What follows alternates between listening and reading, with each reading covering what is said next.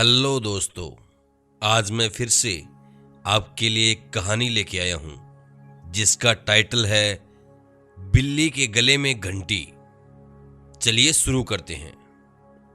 एक बहुत बड़े घर में सैकड़ों चूहे रहते थे। वो अपना पेट भरने के लिए पूरे दिन पूरे घर में टहलते रहते थे। सभी चूहे हंसी खुशी अपना पेट भर लिया करते थे। उनकी जिंदगी बड़े आराम से कट रही थी।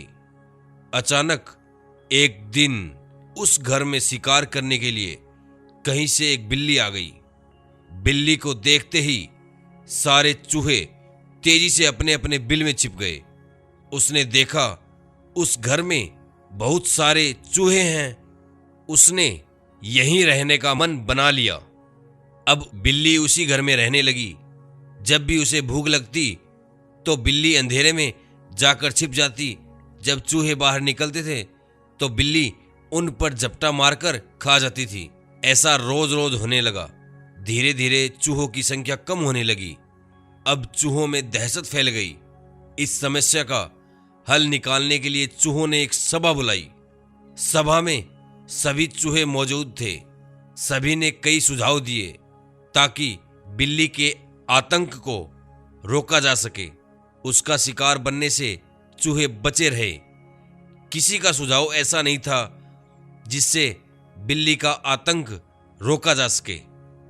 सभी चूहे बैठे ही थे कि अचानक से एक बूढ़े चूहे ने सुझाव दिया। उसने कहा, हम बिल्ली से बच सकते हैं, लेकिन उसके लिए एक घंटी और धागे की जरूरत पड़ेगी। बूढ़े चूहे ने कहा कि हम बिल्ली के गले में घंटी बांध देंगे और जब वह आएगी तो घंटी बजने से हमें खतरे के बारे में पता चल जाएगा। खतरा जानने के बाद हम लोग भागकर अपने अपने बिल में छिप जाएंगे। इससे हम लोग बिल्ली का शिकार बनने से बचे रह सकते हैं। सभी चूहे खुशी से झूमने लगे। सबने नाचना शुरू कर दिया और खुश होने लगे कि अब तो वह बिल्ली के खतरे से बचे रहेंगे। सभी चूहे खुशियां मना ही रहे थे। अचानक से एक अनुभवी चूहा उठ खड़ा हुआ।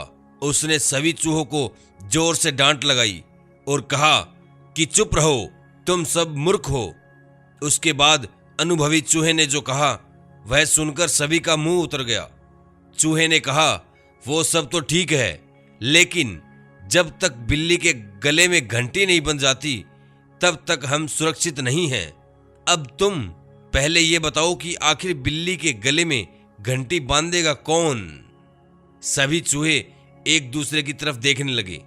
सभा में सन्नाटा छा गया। सभी चूहे निराश हो गए।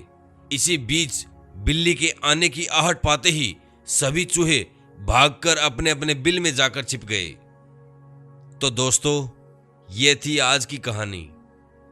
और जो कहानी की सीख है वो ये है कि सिर्फ योजना बना लेने भर से आप कामयाब नहीं हो जाते।